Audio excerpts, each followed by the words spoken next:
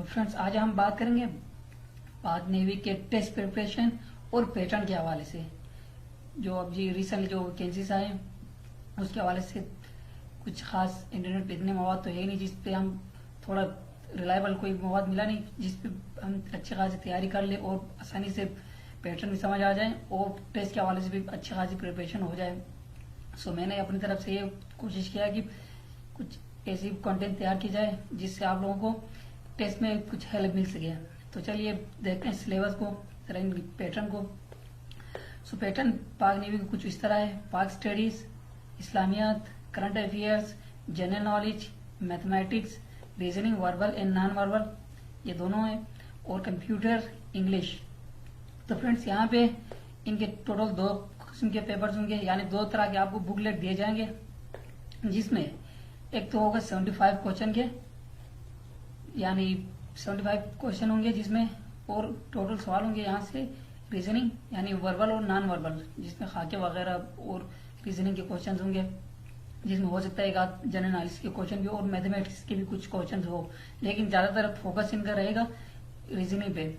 सो ये होंगे total 25 minute के, यानी अगर आप इसको डिवाइड कर रहे हैं तो फिर तकरीबन हर 3 सवाल के लिए 1 मिनट मिलता है, यानी पर 20 सेकेंड एक सवाल, यानी एक सवाल के लिए आप 20 सेकेंड से ज्यादा टाइम नहीं लगा सकते हैं। सवाल भी थोड़ा डिफिकल्ट होंगे, लेकिन आपने कोशिश ये करना है कि जितना मुमकिन हो सके टाइम ना लगाए। जिस पे टाइम ज्यादा लग रहा है उसको स्किप करके आगे निकल जाए और आप एंड तक चले जाएं। अगर हाँ टाइम बाद में बच जाता है वापस आ जाए, सही से कर ले, अदरवाइज कोई इशू नहीं, एक आध रह जाएंगे। अगर आप शुरू में टाइम लगा लेंगे एक एक सवाल के ऊपर 1-2 मिनट आप लगा ले तो फिर टाइम आपके पास बहुत कम रह जाएंगे। एंड में अगर आपके पास टाइम 5 मिनट रह जाता है, फिर 25 से 30 सवाल अगर आपके पास रह जाते हैं तो फिर आप जल्दी में तुक्का मार लेते हो, फिर उसका कोई फायदा नहीं होता। क्योंकि यूजुअली होता है ऐसा कि एंड में सवाल काफी आसान होते हैं बनिस्बत पहले के। पहले थोड़ा टफ सवाल दे देते हैं, एंड में जाते जाते क्वेश्चन थोड़े इजी हो जाते हैं। सो आप कोशिश ये करें एंड वाले क्वेश्चन जरूर वहां तक एक्सेस कर लें ताकि आप ज्यादा से ज्यादा मार्क्स स्कोर कर सके। और दूसरा आपसे एक पेपर और क्या नाम लिए जाएंगे, जो कि बुकलेट आपको दिया जाएगा, वो होंगे टोटल 100 मार्क्स के, ठीक। और इसके लिए टाइम अलाउड होगा 40 मिनट। 40 मिनट में आपने ये 100 क्वेश्चन सॉल्व करने हैं। सो इसमें से ज्यादातर पाक स्टडीज और इस्लामियात, करंट अफेयर्स और पाकिस्तान अफेयर्स या करंट अफेयर्स का है, इसमें बहुत ज्यादा सवाल होंगे। सो आपने जो इसके ऊपर अच्छा खासी तैयारी करना है। सो मैंने खैर इन सब फीड किया, तकरीबन 10 सवाल मैंने कलेक्ट कर लिए ताकि आपको ये समझा सकूं कि क्वेश्चन किस तरह के होंगे, आपने तैयारी किस तरह करनी है। पाक स्टडीज के हवाले से मैंने 10 क्वेश्चन उठा लिए, मोस्ट इंपॉर्टेंट जो रिपीटेड क्वेश्चन है खुद पाक नेवी में भी और एयरफोर्स वगैरह में भी कुछ ऐसे क्वेश्चन जो मोस्ट रिपीटेड है। सो मैंने सारे वही क्वेश्चन उठाए और यहाँ 10 यहाँ से भी उठाए, 10 यहाँ से भी, 10 यहाँ से, यानी हर जगह से मैंने 10 क्वेश्चन उठा लिए ताकि आपको आइडिया भी कुछ हो जाए कि यार हाँ सवाल कुछ इस तरह का आ रहा है तो हमने कैसे सॉल्व करना है। तो हम शुरू करते हैं पाक स्टडीज से। सो पाक स्टडीज में फर्स्ट क्वेश्चन है, what document was firstly draft to give page to constitution making process. तो सबसे पहले असेंबली में जो करारदाद पास हुआ था वो था ऑब्जेक्टिव रेजोल्यूशन, जिसे आप करारदाद मकासिद भी कहते हैं। करारदाद पाकिस्तान अलग चीज है, वो पास हुआ था 23 मार्च 1940 को लाहौर में। इसे आप करारदाद पाकिस्तान भी कहते हैं और करारदाद लाहौर भी, वो अलग चीज है। और ये करारदाद मकासिद ये वो फैसला था जब तक कानून तैयार हो जाए तब तक इसको नाफिजुल अमल करके इसके रोशनी में हुकूमती निजाम को चलाया जाए, ये है करारदाद मकासिद। तो नेक्स्ट नंबर चलते हैं, when first constitution of Pakistan was in force. Pakistan का जो पहला आइन था वो कब नाफिजुल अमल हुआ था? तो ये आपके पास आंसर है 23 मार्च 1954, यानी 1956। ये आपका फर्स्ट कॉन्स्टिट्यूशन लागू हुआ था पाकिस्तान में। और थर्ड सवाल है, what was the official language declared in 1956 constitution, sorry 1956, मैं बार 1956 बोल रहा हूँ। खैर फ्रेंड्स यहाँ पे ऑफिशियल के बजाय नेशनल ज्यादा स्टेबल होता, नेशनल लैंग्वेज, क्योंकि उस टाइम पाकिस्तान और बांग्लादेश दोनों एक साथ थे। तो उस वक्त मगरबी पाकिस्तान यानी यहाँ अभी जहाँ पे हम रह रहे हैं, कराची, लाहौर, मतलब सिंध, पंजाब, बलोचिस्तान, इन एरियाज में उर्दू अच्छी बोली जाती थी और समझी भी जाती थी। जबकि बांग्लादेश में, मशरकी पाकिस्तान में टोटल बंगाली थे। तो हुआ यूं कि ना उर्दू अगर नेशनल लैंग्वेज होता तो उनको समझ नहीं आता, बंगाली होता तो यहाँ पे समझ नहीं आता।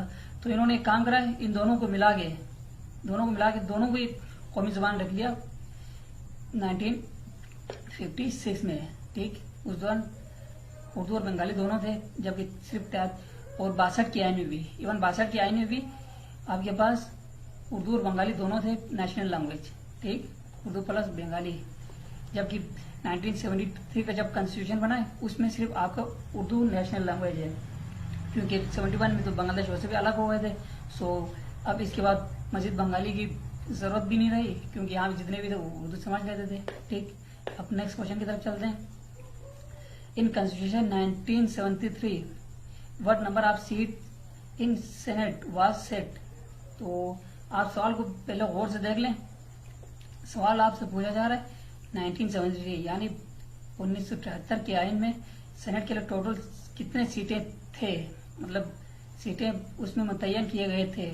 सो उसमें टोटल सीटें मुतय्यन किए गए थे उसके मुताबिक चारों सूबों के लिए 25-25 सीटें, यानी टोटल 100 सीटें, 100 सीटें, जो कि अभी रिसेंटली जो इसमें तरमीम हुआ है। अब इसकी तादाद, टोटल तादाद है 104 चारों सूबों के लिए। स्टिल वही है 25-25, बाकी 2 फेडरल के लिए और 2 नॉन मुस्लिम के लिए, जो यानी गैर मुस्लिम, जो कि कोई ये फिक्स नहीं है कि आप पंजाब से या सिंध से या बलोचिस्तान से, कोई ऐसा फिक्स नहीं है, ऑल ओवर पाकिस्तान किसी भी जगह से हो, लेकिन सिवाय गिलगित बल्तिस्तान और आजाद कश्मीर के अलावा इन दोनों से ना हो, बाकी मुल्क के किसी और कोने से हो चल जाएगा। सो नेक्स्ट क्वेश्चन की तरफ चलते हैं। In which of the following city all India Muslim League was founded. So Muslim League किस शहर में, मुस्लिम लीग की बुनियाद किस शहर में रखी गई थी। सो आपके पास 4 ऑप्शन है। यहाँ पे दिल्ली तो खैर इतना इम्पोर्टेंट नहीं है पाक स्टडीज के हवाले से, बाकी लाहौर, ढाका, इलाहाबाद, ये तीनों इम्पोर्टेंट इसलिए क्योंकि लाहौर में करारदाद लाहौर पास हुआ था 23 मार्च को। ठीक, इसके बाद 1940, जबकि इलाहाबाद में आप सबको पता ही होगा खुतबा इलाहाबाद 1930 इमामबाद साहब का जो बहुत ही मशहूर हुआ था, जिसमें 2 कौमी नजरिया पेश किया गया था इमामबाद साहब ने, और मुसलमानों के लिए अलग मुल्क का भी उसमें तस्वीर पेश किया गया। जबकि जो ऑल इंडिया मुस्लिम लीग का जो कयाम बुनियाद जो रखा गया वो था ढाका में। आपको सही क्वेश्चन है, ढाका, इसमें सर आगा खान ने 1905 आई थिंक 5 है, 1905 में नहीं 1906 में रखा गया था मुस्लिम लीग का कयाम, मुस्लिम लीग को कयाम किया गया था, यह बुनियाद रखी गई थी 1906 में। सो नेक्स्ट सवाल की तरफ चलते हैं। Pakistan conducted nuclear test on May 28, 1998 at. यहाँ पे आपके पास 4 ऑप्शन है, कोहे सफेद, चागे हिल, तवा काकड़, रास्को। यहाँ पे आपके पास एक और इम्पोर्टेंट सवाल इसमें बन रहा है, ये हो सकता है यहाँ तक आपके पास सिर्फ यहाँ तक रोक दे, अंत तक। ठीक, इसके बाद आपके पास ये ऑप्शन दे दे 28 मई, 28 अप्रैल। ठीक, और साथ ही साथ आपके पास कुछ और ऑप्शन भी दे दें, तो कौन से सन में हुआ था और कौन से महीने में हुआ था। तो ये आप 28 मई ये भी याद रखना बहुत जरूरी है। और यहाँ पे अगर आप देखें तो पाकिस्तान ने जो न्यूक्लियर टेस्ट कराए थे वो कराए थे चागे हिल में, बलोचिस्तान में। खैर ये तो बहुत इंपॉर्टेंट सवाल है, सबको पता होना चाहिए, नेशनल लिहाज बहुत इंपॉर्टेंट सवाल है, इसको तो पता होना जरूरी है। चागे हिल है जहाँ पे पाकिस्तान ने न्यूक्लियर टेस्ट कराए थे। सो नेक्स्ट सवाल, 1973 की कॉन्स्टिट्यूशन, सॉरी पहले इंग्लिश में तो रिपीट कर लो। The 1973 constitution of Pakistan came into force on. यहाँ पे फिर आपके पास ऑप्शन है, ये ऑप्शन दोबारा से रिपीट हो रहा है। सो इस एक चीज आपने बिल्कुल क्लियर हो जाना है इसमें, ये कि ये जो आपके पास 23 मार्च है, इसमें आपका आइन लागू कौन से आइन लागू होते 1956 का, ठीक। और आपके पास जो यहाँ पे 1973 के लिए सही आंसर है 14 अगस्त 1973, ठीक। इसमें आपका 1973 के आइन जो नाफिजुल अमल हुआ था वो हुआ था 1973 14 अगस्त, ठीक। अब नेक्स्ट सवाल की तरफ चलते हैं। The member of Punjab assembly are, Punjab assembly में टोटल मेंबर कितने हैं। यहाँ पे आपसे कोई रिजर्व सीट नहीं पूछ रहा है या खवातीन की सीट नहीं पूछ रहा है, ओवरऑल मतलब टोटल मेंबर कितने हैं। तो यहाँ पे आपके पास टोटल मेंबर है 371 टोटल आपके पास सीटें हैं। जबकि जनरल सीटें, ये जनरल सीटें जो आप जिसमें सारे मिक्स होंगे, मुस्लिम नॉन मुस्लिम, इसके बाद लेडीज वगैरह सबके सब इसमें इसके थ्रू लड़ सकते हैं इलेक्शन। जबकि रिजर्व सीटें जो होगी तकरीबन 80 के करीब रिजर्व सीटें पंजाब असेंबली में खवातीन के लिए। सो उसमें न मर्द कोई ऐसा कैंडिडेट बन सकते हैं और न या गैर मुस्लिम, वो सिर्फ खवातीन के लिए रिजर्व है। बाकी 8 या 10 के करीब गैर मुस्लिमों के लिए जो रिजर्व सीटें हैं उसमें सिर्फ गैर मुस्लिम ही इलेक्शन लड़ेंगे, बाकियों के लिए कोई उसमें गुंजाइश नहीं। सो जनरल सीटें इतने सीटें हैं कि ये मतलब इस तरह की सीटें हैं कि जिसमें सब पार्टिसिपेट कर सकते हैं जनरल सीटों में। सो नेक्स्ट सवाल की तरफ चलते हैं। Number of houses of Pakistan Majlis Shura, ये पार्लियामेंट, इस पाकिस्तान पार्लियामेंट में टोटल कितने ऐवान है यानी हाउसेज है। तो यहाँ पे 2 ऐवान है, ठीक। एक है आपके पास ऐवान बाला और दूसरा है आपके पास ऐवान जेरी, इसे आप कहते हैं नेशनल असेंबली, ठीक। और इसे कहते हैं सेनेट। आपके पास 2 ऐवान है, बहरहाल इसको आप टिक कर सकते हैं, 2 ऐवान बाला और ऐवान जेरी। और सवाल नंबर 10 है the supreme commander of Pakistan arm force इस। एक चीज यहाँ पे बहुत इंपॉर्टेंट है, मैं पहले खुद कंफ्यूज हो गया था सवाल को देख के। यहाँ पे आर्मी चीफ देखते ही हमें ये नजर आता है यार, हाँ यार यहाँ पे हम यहाँ तक ही देखते हैं, तो देखने के बाद हमें ऐसा लगता है यार हाँ ये आर्मी लिखा हुआ है। सो हम फट से देखते हैं नीचे ऑप्शन चेक कर लेते हैं, आर्मी चीफ हाँ बस यही है। लेकिन अगर आप सवाल से गौर को देखें, सवाल को थोड़ा गौर से देखें तो यहाँ पे लिखा हुआ एयरम फोर्स, तो इसका मतलब है एयरम फोर्स यानी मुसल्ला अफवाज, ठीक। मुसल्ला अफवाज में आपके पास नेवी भी है, ठीक। इसमें आपके एयरफोर्स भी है, पाक एयरफोर्स, ठीक। और खुद आर्मी भी है, ठीक। इन तीनों को मिलाने के बाद बनता है आपका एयरम फोर्स, ठीक।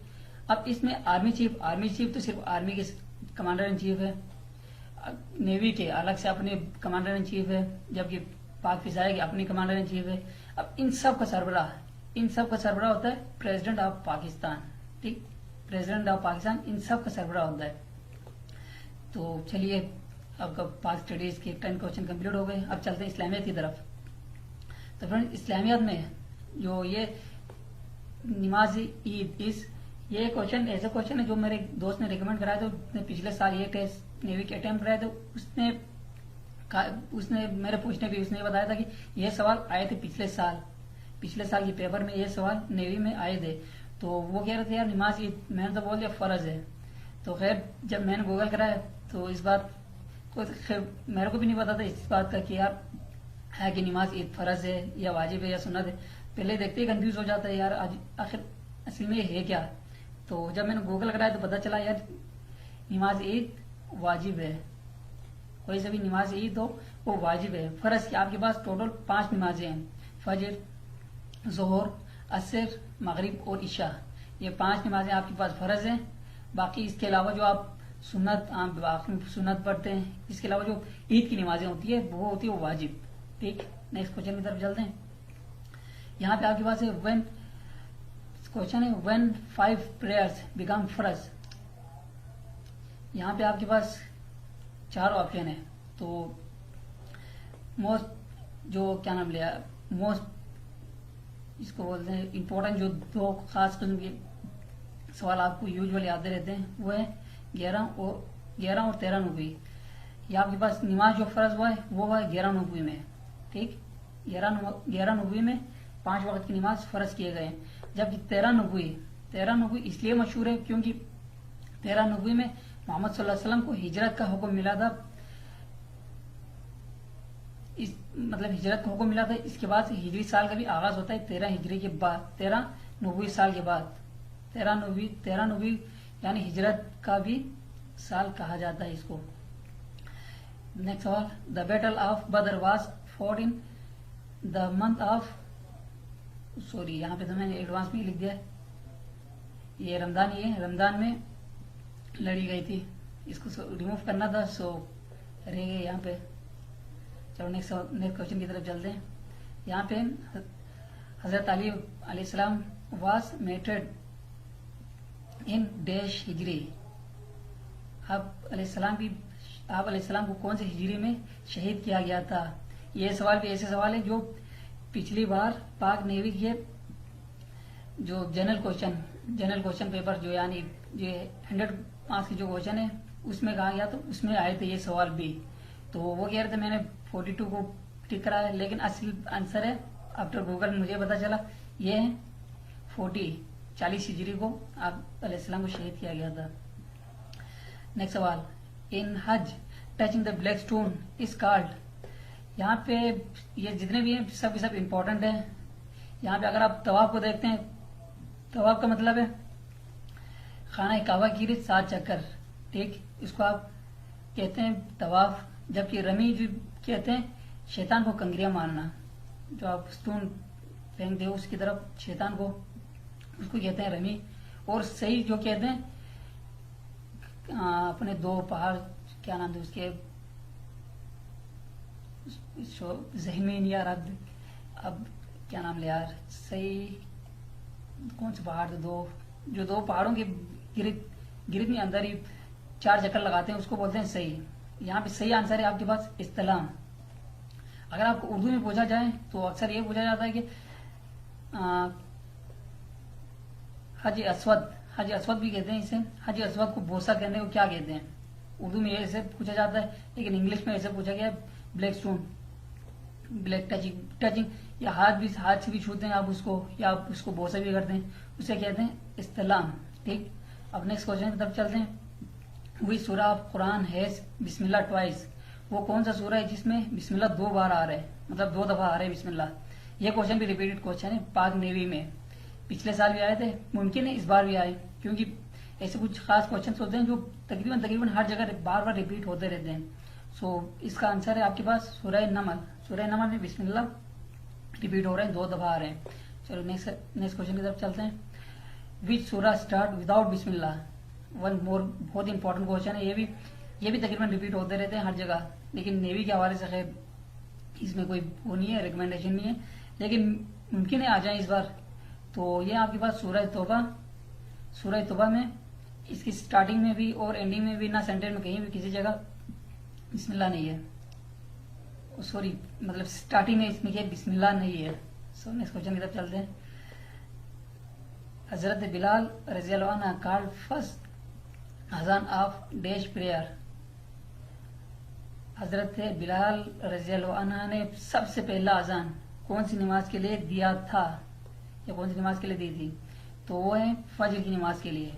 ठीक, फजर की नमाज के लिए आप रज़ियल्लाहु अन्हु ने सबसे पहली अजान दी थी। और दूसरी एक और सवाल भी आ सकता है, the first Mohsin of Islam, वो भी हजरत बिलाल रज़ियल्लाहु अन्हु ही है, जिन्होंने सबसे पहले मुअज्जिन इस्लाम होने का शरफ हासिल किया है।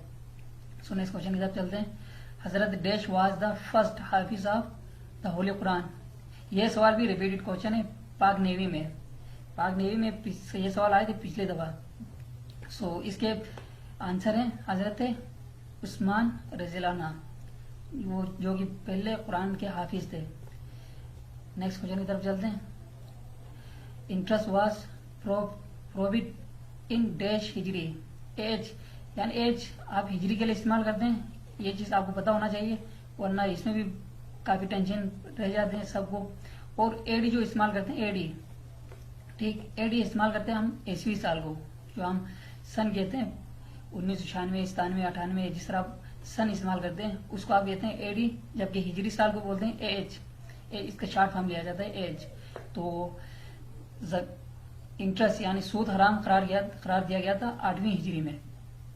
ये सवाल भी तकरीबन उसको बहरहाल जिस दोस्त ने मुझे इस सवाल के बारे में बताया था वो खैर श्योर नहीं था कि पाक नेवी में आया था कि नहीं, लेकिन कह रहे थे कुछ इस इंटरेस्ट के हवाले से सवाल थे, तो मैंने सोचा शायद ये इस तरह के हो सकता है कुछ रिलेटेड सवाल हो, तो मैंने इस सवाल को उठा लिया। लेकिन श्योर नहीं है कि यार ये सवाल आए थे कि नहीं, लेकिन तैयारी आपने करना है इस सवाल की भी। तो चलिए नेक्स्ट जनरल नॉलेज की तरफ चलते हैं। यहाँ पे जनरल नॉलेज में first question, the largest egg in the world today are the egg laid by the dash. ये कौन से परिंदे का अंडा है जो इस वक्त दुनिया में सबसे बड़े अंडे शुमार किया जाता है, इसके मुकाबले और कोई दूसरा परिंदा नहीं। सो यहाँ पे ऑप्शन आपके पास है अफ्रीकन डक, वेल तो बिल्कुल भी नहीं क्योंकि ये परिंदा ही नहीं है। तो यहाँ पे नहीं यहाँ परिंदे के हवाले से नहीं, यहाँ सिर्फ अंडे के हवाले से पूछे जा रहे हैं, सॉरी। तो यहाँ पे आपके पास ऑप्शन तो बहुत सारे हैं, क्रोकोडाइल, मगरमच्छ, ब्लू व्हेल, सॉरी व्हेल, इसका भी नहीं। आपके पास है ऑस्ट्रिच, इसके अंडे को दुनिया का सबसे बड़ा अंडा तस्वीर किया जाता है, इसे आप उर्दू में शुतुरमुर्ग कहते हैं, ऑस्ट्रिच। नेक्स्ट क्वेश्चन की तरफ चलते हैं। How president of Pakistan is elected. Pakistan के प्रेसिडेंट को कैसे मुंतखब किया जाता है, नेशनल असेंबली में, सेनेट में, प्रोविजनल असेंबलीज में यानी सूबाई असेंबलियों में, या national assembly, senate and provisional assemblies, या नेशनल असेंबली, सेनेट और चारों सूबाई असेंबलीज में। तो यहाँ पे एक बात बताता चलो आपको कि ये आपका सही आंसर है, आंसर डी। ठीक, नेशनल असेंबली, सेनेट और चारों सूबाई असेंबलियों में सदर को मुंतखब किया जाता है। लेकिन मुंतखब का तरीक़ाकार कुछ इस तरह का है, अगर ये सवाल आ जाए या इंटरव्यू वगैरह में भी कहीं भी अगर आपको पूछ लिया जाए तो सबसे इम्पोर्टेंट चीज इसमें यह है कि बलोचिस्तान असेंबली में टोटल मेंबर की तादाद है 65, जबकि आप पंजाब में देखते हैं तो इसकी तादाद है 371। ठीक, अगर प्रेसिडेंट ऑफ पाकिस्तान के इलेक्शन के लिए सिर्फ मतलब पर कैंडिडेट के हिसाब से वोट काउंट होना था तो बलोचिस्तान को अगर 3 या 4 दफा 5 दफा भी अगर जरा दिया जाता तो भी पंजाब के बराबर नहीं होता। सो इन्होंने एक इसमें रूल इन्होंने ऐड करा है, वो इस तरह का कुछ ऐड कराया कि 8.5 करीब बनते हैं पंजाब की जो वोट जो है वो इक्वल होता है बलोचिस्तान के एक वोट से। बलोचिस्तान असेंबली के एक वोट और पंजाब असेंबली के तकरीबन 8.5 वोट दोनों बराबर होते हैं आपस में। सो इसके भी टोटल अगर 371 पूरा अगर वोट दे देता है तो वो वोट उसकी पावर बनती है इक्वल टू 65, यानी बलोचिस्तान असेंबली के टोटल सीटों के बराबर ही बनते हैं, इससे आगे नहीं जाएगा। ये चारों सूबाई असेंबलीज की टोटल जो वोट काउंट की जाएगी वो किया जाएगा 65 हर जगह से। और नेशनल असेंबली की तो खैर वो तो ऐसे ही काउंट किए जाएंगे जितने भी है, और सेनेट के भी ऐसा ही है। बाकी जो सूबों के हैं वो सिर्फ 65 काउंट किए जाएंगे। चलिए नेक्स्ट सवाल की तरफ चलते हैं। आप first time in world country to make written constitution is. तो यहाँ पे आपके पास 4 ऑप्शन है। यहाँ पे सबसे पहला कॉन्स्टिट्यूशन जो रिटन कॉन्स्टिट्यूशन तैयार हुआ है वो है यूएसए की जो कानून है वो तमाम आइन में सबसे मतलब बुनियादी आइन कहा जाता है जो रिटर्न फॉर्म में है। लेकिन हम मुसलमान तो खैर मिसाक मदीना को सबसे पहला वो रिटर्न फॉर्म आइन तस्वुर करते हैं। लेकिन जब अगर आप जनरल नॉलेज के हवाले से देखते हैं तो वर्ल्ड वाइड यूएसए का ही आइन है जिसको आप सबसे पुराना आइन कहते हैं, जो कि नाफिजुल अमल हुआ था 1789 में। और इसको क्या नाम है तैयार करने वालों में थे सदर जॉर्ज वाशिंगटन, जो कि पहले अमेरिका के सदर थे, सदर जॉर्ज वाशिंगटन। शायद वाशिंगटन सिटी, वाशिंगटन डीसी भी इसी के ही नाम पे हो। और इसमें इस आइन की जो सबसे बड़ी खसूसियत यह है कि ये इंतहाई मुख्तसर आइन शुमार किया जाता है पूरी दुनिया में, इंतहाई मुख्तसर, क्योंकि इसके टोटल 7 आर्टिकल्स हैं। 7 आर्टिकल्स हैं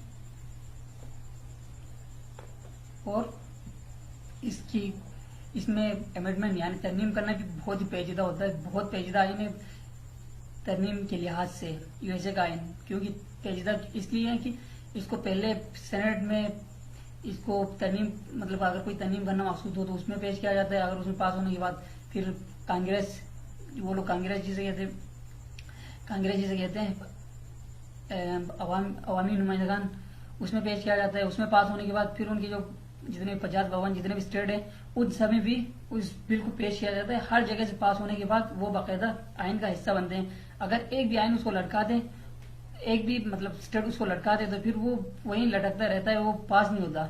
इसकी एक मिसाल ये है कि ओहायो वहां की एक छोटी सी रियासत है, उसने तकरीबन एक बिल तकरीबन 86 साल बाद उसने पास कराए थे। उसके बाद बना था वो आइन कानून का हिस्सा, यानी आइन का जो हिस्सा बना था वो बना था 86 साल के बाद, जब ओहायो ने इस बिल को पास कराए थे। तो यूएसए का आइन है सबसे पुराना आइन। नेक्स्ट सवाल की तरफ चलते हैं। Who was the first president of India? खैर ये इतना इम्पोर्टेंट सवाल तो था नहीं, पाकिस्तान के हवाले से नहीं है, लेकिन जनरल नॉलेज के हिसाब से था, तो मुझे लगा यार इसको भी पिक कर लेना चाहिए। सो मैंने अपने हिसाब से इसको उठा लिया है। यहाँ पे आपके पास कुछ ऑप्शंस है। जवाहरलाल नेहरू, ये तो कम्प्लीटली नहीं है, क्योंकि ये पहले वज़ीर आज़म थे, उनके काफी अर्से चला वज़ीर आज़म, जो कि जिन्ना साहब के अगेंस्ट में थे शुरू से ही, वज़ीर आज़म बने वहां के। ये आपको इनका पहला प्रेसिडेंट था राजेंद्र प्रसाद। नेक्स्ट क्वेश्चन की तरफ चलते हैं। Manila is the capital and sea port of dash? ये कौन सी कंट्री का कैपिटल हम उर्दू में कहते हैं दारुल हुकूमत। दारुल हुकूमत और सी पोर्ट कौन से शहर कौन से मुल्क का है? यहाँ पे आपके पास ऑप्शन है Philippines, Costa Rica, Croatia, Montenegro. तो आपके पास सही ऑप्शन है फिलीपाइन। मनीला जो है फिलीपाइन का कैपिटल है। सो नेक्स्ट क्वेश्चन की तरफ चलते हैं। SNGPL stand for? ये बड़े इंटरेस्टिंग इस तरह के आपको सवाल आ जाएंगे, तकरीबन कुछ 4 या 5 करीब इस तरह के सवाल आपके हो सकता है आ जाए। सो कुछ इस तरह में उस तरह के क्वेश्चन के लिए आपको पहले से थोड़ा इल्म होना चाहिए, अदरवाइज ये देखने में तो सबके सब हमें एक जैसा लग रहा है। Sui northern gas pipeline Lahore, Sui northern gas pipeline limited, Sui northern gas pipeline gas Pakistan limited, Sui northern gas Punjab limited. देखने में तो सबके सब सेम ही लग रहे हैं, मतलब इसमें कोई कमी या खराबी कुछ नजर नहीं आ रहा। लेकिन जो पॉपुलर पाकिस्तान में जो इस्तेमाल हो रहा है ये ट्रेंड, वो इस्तेमाल हो रहा है Sui northern gas pipelines limited, इसके लिए इस्तेमाल हो रहे हैं। ठीक, तो आपके पास सही आंसर भी यही होगा। चलिए नेक्स्ट क्वेश्चन की तरफ चलते हैं। The third largest city of Pakistan is? तो ये एक बड़ा इंटरेस्टिंग सवाल है, क्योंकि पहला तो आपके पास फर्स्ट ऑप्शन है कराची, इसमें नो डाउट सबको पता होगा, और सेकंड लाहौर, इसमें भी कोई शक नहीं। लेकिन जब तीसरे नंबर पे आ जाते हैं तो कंफ्यूजन इस बात पे आ जाते हैं, हैदराबाद सिंध का सेकंड बड़ा लार्जेस्ट सिटी है। रावलपिंडी देखा जाए ये भी बहुत बड़ी सिटी है। सियालकोट के हवाले से खैर इतना इल्म नहीं है मुझे, हो सकता है सियालकोट भी थोड़ा बड़ा हो, लेकिन जो आपके पास सही आंसर है वो है फैसलाबाद। फैसलाबाद जो है आपके पाकिस्तान की जो थर्ड लार्जेस्ट सिटी है वो है फैसलाबाद। नेक्स्ट क्वेश्चन की तरफ चलते हैं। The ruins of Harappa are situated in district? ये कौन सी डिस्ट्रिक्ट में है?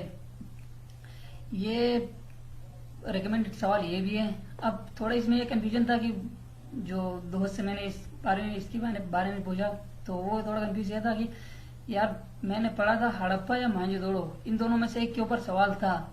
वो सवाल कुछ इस तरह के कि यार ये कौन सी डिस्ट्रिक्ट में, मतलब कौन सी डिस्ट्रिक्ट में वाक़ है, हड़प्पा या उसने पूछा, वो कह रहा था हड़प्पा या उसके हवाले से पूछ रहे थे अपने मोहनजोदड़ो के हवाले से।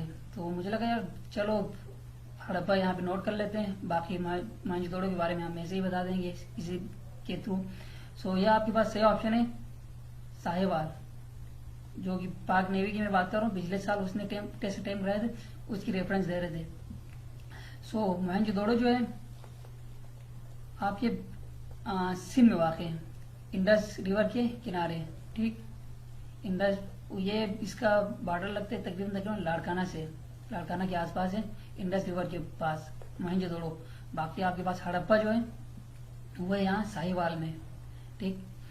और यहाँ पे आपसे पूछा गया थल डिजर्ट इज लोकेटेड इन, यहाँ पे इंटरेस्टिंग सवाल है। अगर यहाँ पे सिर्फ आर आ जाता तो इसका कुछ उल्टा ही मीनिंग हो जाते। तो ये आपके पास सही आंसर है पंजाब।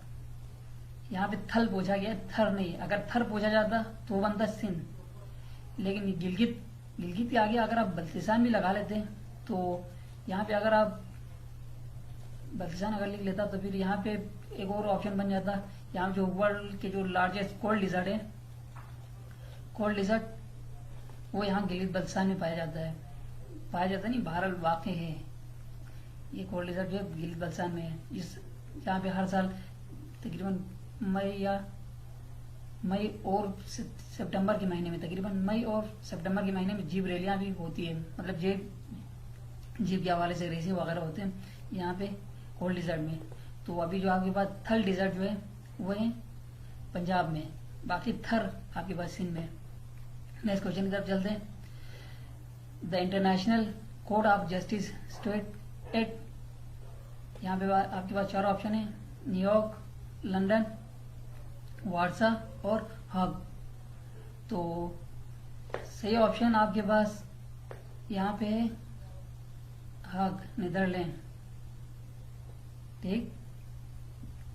हग है नीदरलैंड, यहाँ पे आपका इंटरनेशनल कोड ऑफ जस्टिस है। जबकि पोलैंड आपका कैपिटल है, सॉरी वार्सा जो आपका, वार्सा जो है कैपिटल है पोलैंड का। लंदन, न्यूयॉर्क, लंदन आपका बर्तानिया का, जबकि न्यूयॉर्क उनका क्या नाम ले इकनॉमिक मरकज है अमेरिका का। जिस तरह पाकिस्तान का कराची है, सेम वैसे ही न्यूयॉर्क अमेरिका का है। जबकि अमेरिका का वाशिंगटन डीसी जो है उनका कैपिटल है। चलिए फिर नेक्स्ट क्वेश्चन की तरफ चलते हैं। ओके, नेक्स्ट क्वेश्चन यहाँ पे आ गया हमारे पास कंप्यूटर के हवाले से मैंने 10 सवाल पिक कर लिए। सो कंप्यूटर के हवाले से ये है कि लास्ट में आ गए थे, sorry. Thesaurus tool in MS Word is use for, यहाँ पे आपके पास 4 ऑप्शन है, spelling suggestion, synonym and antonyms words, grammar option, all of the above. तो ये आपके पास सही आंसर है सिनोनिम एंड एंटोनियम्स, ठीक। इसको चेक करने के लिए होता है थिजोरियस टूल।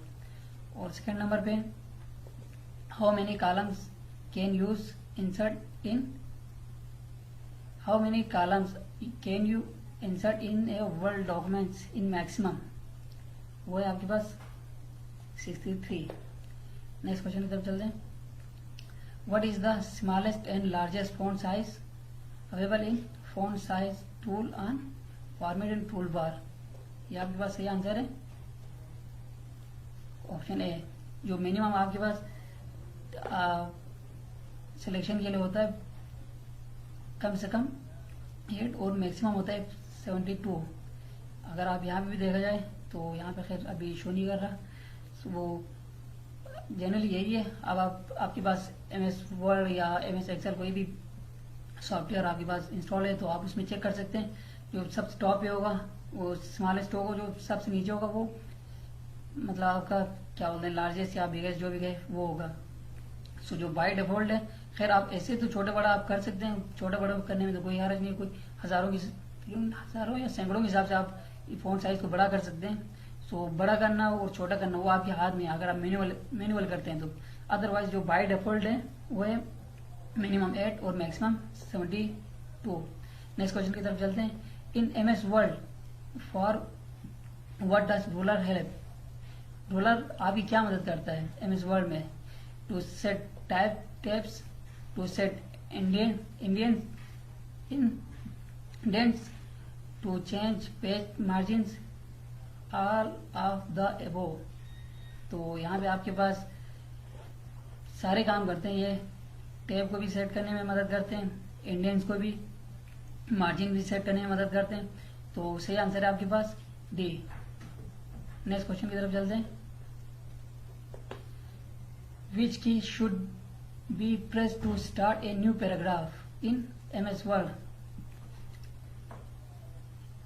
तो यहाँ पे आपके पास सही आंसर है इंटर की।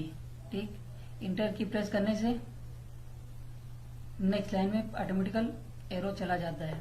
सो कंट्रोल प्लस इंटर ये इस्तेमाल किया जाता है पेज ब्रेक करने के लिए।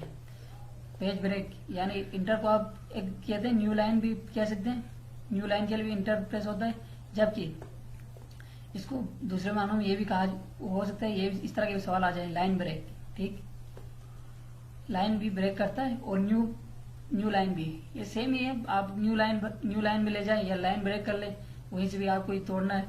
तो पेज ब्रेक का मतलब ये है कि आप जिस करंट पेज में उससे नेक्स्ट पेज में चला जाए ऑटोमेटिकल, कोई नया पेज खोल ले, उसको बोलते हैं पेज ब्रेक। तो कंट्रोल प्लस एन से वो पेज ब्रेक हो जाते हैं। सो नेक्स्ट क्वेश्चन की तरफ चलते हैं, और यहाँ पे आपका सही आंसर है इंटर। इंटर जो आपका सही आंसर है। Next question, what is the function of control plus B in MS Word. तो यहाँ पे आपके पास 4 ऑप्शन है। It converts selected text into the next larger size of the same font. It add a line break to the documents. It makes the selected text bold. It applies italic formatting the selected text. यहाँ पे आपके पास सही option है option C. ठीक, ये करता है text को बोल्ड, सिलेक्ट टेक्स्ट को बोल्ड करते हैं, कंट्रोल बी होल्ड करने के लिए होता है। ये इंशाल्लाह शॉर्टकट कीज के हवाले से मैं इंशाल्लाह एक प्रॉपर एक वीडियो बनाऊंगा, जिसमें जो मोस्ट इम्पोर्टेंट जो शॉर्टकट कीज है उसके हवाले से इंशाल्लाह जल्द वीडियो बनाऊंगा, और उसके बारे में इंशाल्लाह बता दूंगा आप लोगों को कि कैसे किस तरह कैसे यूज होंगे वो सारी कीज, सारी डिटेल में इंशाल्लाह बताऊंगा। नेक्स्ट सवाल है, which shortcut key is use to spell check in MS Word. तो यहाँ पे आपके पास ऑप्शन है F1, F2, F6, F7। F7 आपका सही आंसर है, जबकि F2 इस्तेमाल होता है आपके लास्ट एक्शन को रिपीट करने के लिए या रिपीट करने के लिए। अगर आप कोई काम करते हैं कोई से भी, या कोई चीज अगर आपने पेश कर लिया या आपने कोई भी चीज कर लिया, अगर आप उस एक्शन को आप रिपीट करना चाहते हैं तो दोबारा आप वो क्या नाम ले बार बार वो कंट्रोल प्लस ये वो दबाने की बजाय आपने सिर्फ F2 दबाया, बस वो एक्शन आप जैसे रिपीट कर रहे हैं सेम वही एक्शन बस रिपीट होगा अगेन एंड अगेन, वो करेगा F2। बाकी जो स्पेलिंग चेक करता है F7। ठीक, सही आंसर F7। नेक्स्ट क्वेश्चन की तरफ चलते हैं, the cell reference for a range of cell that start in cell C1 goes over to column H and down to row H is। ये आपकी एक्सेल के क्वेश्चन है। तो यहाँ पे आपसे पूछा जा रहा है, अगर आपने किसी सेल की रेफरेंस देना है, मतलब सेल के बारे में आपने बता देना है ये फलाना सेल से फलाना सेल, फलाना सेल से फलाना सेल तक, तो इसके लिए आपके पास सही आंसर क्या होगा। तो या आप ऐसे कुछ बना सकते हैं इस तरह, ये आपके रॉज आ गए। ठीक, और ये आपके कॉलम्स, यहाँ पे आप डिजिट लिखते हो और यहाँ पे आप क्या होते हैं अल्फाबेट्स। ठीक, ABC। तो पहले आप लिखते हैं आपके कॉलम एड्रेस, फिर इसके साथ ये होता है रॉ, मतलब B की 2 या N की 3, इस तरह करके आप पहले कॉलम फिर इसके बाद रॉ। तो यहाँ पे लिखा हुआ है C की 1 से लेके H की 10 तक, ये आपका सही आंसर है। ऐसे पहले लिखा जाता है आपका कॉलम एड्रेस फिर रॉ एड्रेस, ताकि वो एग्जैक्ट लोकेशन तक पहुंच जाए। इसके बाद आपका नेक्स्ट क्वेश्चन है, how can we set page border in Excel. तो आपके पास कुछ ऑप्शंस हैं, from edit menu, from home, you can not set page border in Excel, from tool menu.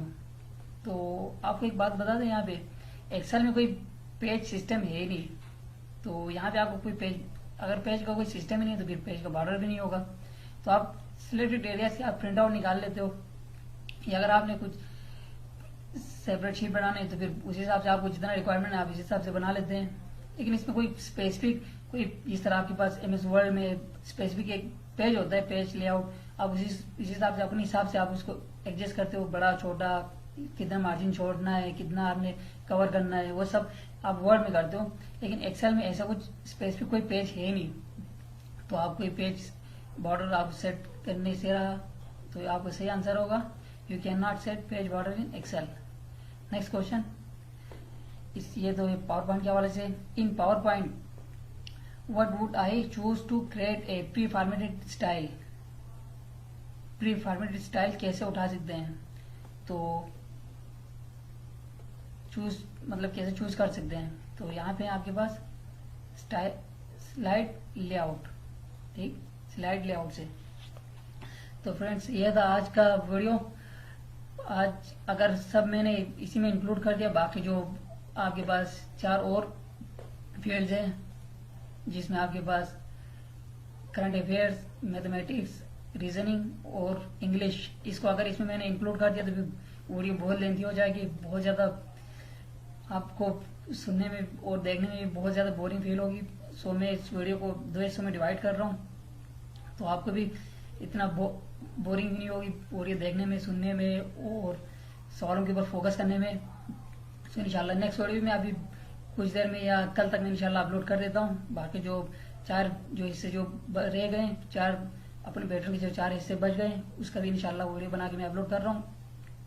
सो तब तक के लिए खुदा हाफिज। और हाँ फ्रेंड्स, मेरा ये यूट्यूब के लिए पहला वीडियो है, अगर पसंद आए तो लाइक ज़रूर कीजिएगा और कमेंट में ये ज़रूर बताइएगा कि ये मेरे लेक्चर का या वीडियो बनाने का मेथड या कुछ भी कह लें, सही है, गलत है, इसमें इम्प्रूवमेंट की ज़रूरत है या ये फिट है, इसके हवाले से ज़रूर बताइएगा ताकि मैं नेक्स्ट वीडियो में इस हिसाब से स्ट्रेटजी बना लूँ। बहुत बहुत शुक्रिया। पसंद आए तो लाइक ज़रूर करना है और साथ ही साथ अपने दोस्तों के साथ, जो दोस्त अभी टेस्ट देने जा रहे हैं, उनको भी ज़रूर रिकमेंड करें ताकि उनको भी ये बेसिक नॉलेज हो यार कि मुझे वहाँ जाके कैसे सॉल्व करने क्वेश्चंस हो और क्वेश्चन किस तरह के होंगे और कहाँ कहाँ से होंगे। यूजुअल होता है ऐसे कि हम किसी और तरफ से तैयारी करते हैं, लेकिन वहाँ जाने के बाद पता चलता है यार सवाल तो कुछ और ही है।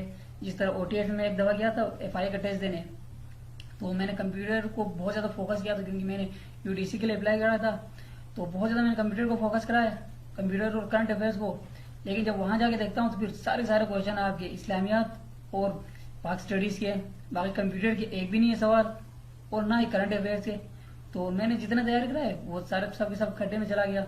और जब वहाँ पे जब पहुंचा तो पाक स्टडीज के वो इतने सारे गहराई में बिल्कुल डिटेल में पूछ रहे हैं। अब लाजिम बात 100 सवाल आपसे पूछ रहे हैं, तो सारे आपके पास पाक स्टडीज और बरसगीर के हवाले से, जो मतलब बहुत पुराने, जो क्या नाम है यार, गोपत मौर्य, अजीब गरीब, इस तरह के अजीब गरीब नाम है जो मैं पहली बार सुन रहा था। ऐसे सारे सवाल हैं और ऊपर से इस्लामियत में तो वैसे भी बहुत कमजोर। अब सारे ऐसे सवाल आ गए तो फिर बिल्कुल कंफ्यूज हो गए थे। तकरीबन मेरा मैक्सिमम कोई मार्क्स 37 के आसपास ही था। बहुत पुअर उस वक्त परफॉर्मेंस रहा, क्योंकि अपने पास तजुर्बा ही नहीं था कि यार मुझे सवाल किस तरह के होंगे, कैसे सवाल मुझे सॉल्व करने, इस तरह कोई तजुर्बा था ही नहीं। तो टाइम से पहले मैं वो बाहर आ गया, क्योंकि अब सवाल हो ही नहीं रहा था, कुछ समझ पल्ले ही नहीं पड़ रहे थे सारे सवाल। अब किस तरह करना है, कैसे करना है, इनका थोड़ा बहुत तो कम से कम आइडिया हो एटलीस्ट कि यार इस तरह के सवाल होंगे, मुझे इस तरह प्रिपेयर होना है, वहां जाके इस तरह सॉल्व करने हैं। तो उस हिसाब से अगर हम चलेंगे तो फिर हो सकता है यार थोड़ा आसानी हो, अदरवाइज बहुत मुश्किल हो जाता है इस तरह के टेस्ट में। नॉर्मल हम जब स्कूल की एग्जाम जब देते हैं तो फिर उसमें इतना टेंशन नहीं होता यार, उसमें साल भर पढ़ रहे होते हैं, थोड़ा बहुत तो हम लिख ही लेते हैं। अदरवाइज यहाँ पे ऐसे मतलब अजीब गरीब लॉजिकल सवाल पूछते हैं तो उसमें वाकई में चक्कर आ जाते हैं बंदे को। सो फ्रेंड्स, आज का वीडियो बस इतना ही था, क्योंकि बहुत ज़्यादा लेंथी हो रहा है। अपना बहुत सारा ख्याल रखिएगा। बहुत बहुत शुक्रिया देखने का। खुदा हाफिज।